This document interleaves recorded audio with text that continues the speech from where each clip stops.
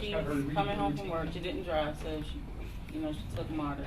She's coming home from work, and just her usual routine. She may stop at the Texaco there at Covenant Highway, clear numbers, and walk across the street, go home.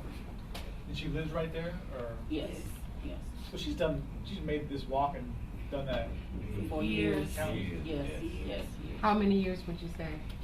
Like 5 years or more than that? It's been around 5, Okay. 4 or 5. And where does she work and what time is she usually off and all that stuff? She works at the Hyatt Regency Hotel downtown. She works from 8 a.m. to 4:30, 5 p.m. 5 sometimes. p.m. Now this was later. This was, well after dark, like at 10 o'clock or so. She was coming home, or No, it happened between 7 and 8. Okay, gotcha. I didn't know exactly what time it was. Okay, gotcha. Yeah. So it was more earlier. So coming up for work. I guess it's still dark at that time. Yes. Yeah. So was she the only one crossing the street, or were there others? We don't know. We don't know. Was she in a crosswalk? I don't know. But this was her normal routine, to get off the bus, Yes. cross the street. Yes. Yes.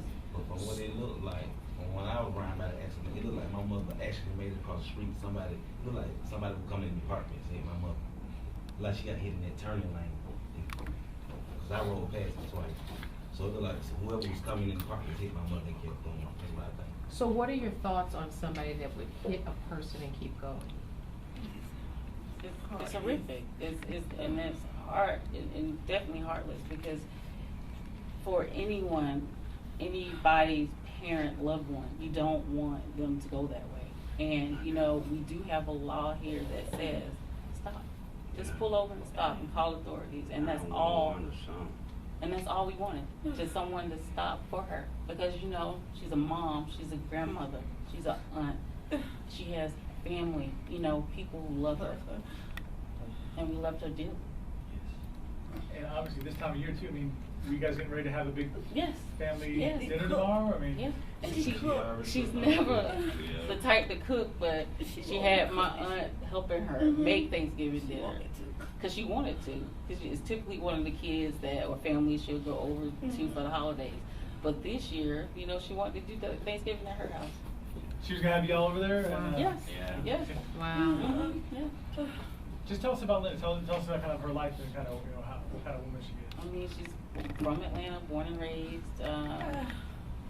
The Fort Worth area. She grew up there. She attended David Howard High School. And she's been at her job 30-something years. She lost her husband, our stepfather, in 2012. November 2012, same month. And that makes it even harder, because he passed away November 10th, 2012, the same month. And, and since she lost him, it took her a while, but, they were married 30-some odd years. And she got it together. My thing with her, she never wanted to sit still. She was a busybody. Like after my stepfather passed, I was like, no, Mom, you come live with me. But I live in Conyers and there's no MARTA. So it's like, no, I'm not going there, because I like to get around. And just the last few years, trying to convince her to retire.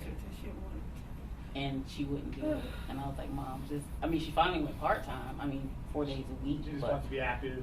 She wanted to be active. And I was like, we can find you other things to do, Mom. You need to stop working and, take a trip, just do things and enjoy life. Yeah. And she was just stubborn on that end. And, would call me, complain some days, and I'm like, you know what I'm going to say. Yeah, I know. You got to do that job, right? Yeah, she's going to do that job. But that's what she died doing, what she wanted to do. Just coming home from work. They're like any other day. Yeah, any other way. Yeah. Wow. And she definitely went to that Texaco before she passed. I checked her account. She took out $40 out the ATM, so I knew she was playing lottery. Playing her numbers. People knew her for that. Oh, so she played lottery every day? Yes. Yes. Yes. There was, I guess, someone who saw her. Did you really speak to the witness, or we'll talk investigating more about it. But somebody who actually saw her, or saw what happened. I think there was a witness. Have you been able to get much information yet about We don't have much. They haven't given the family a lot of information. How tough is this to happen right before Thanksgiving? hard. It's hard with any family. It's hard. It's a tremendous loss for us. And, you know, you as kids and parents ourselves, you know, you just think that, you know, parents raise the children and then the children take care of the parents.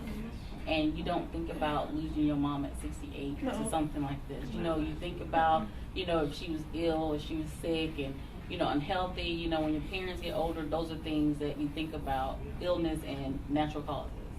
And this is just horrific. And she was just taken from us too early.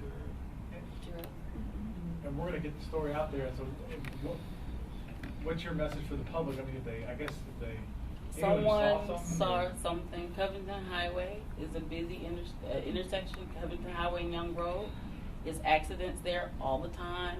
I think that DeKalb County needs to do more of just making it safe for people and traffic and just that intersection, period. And if you look at the history and just pull the details, and you'll see it's accidents all there all the time.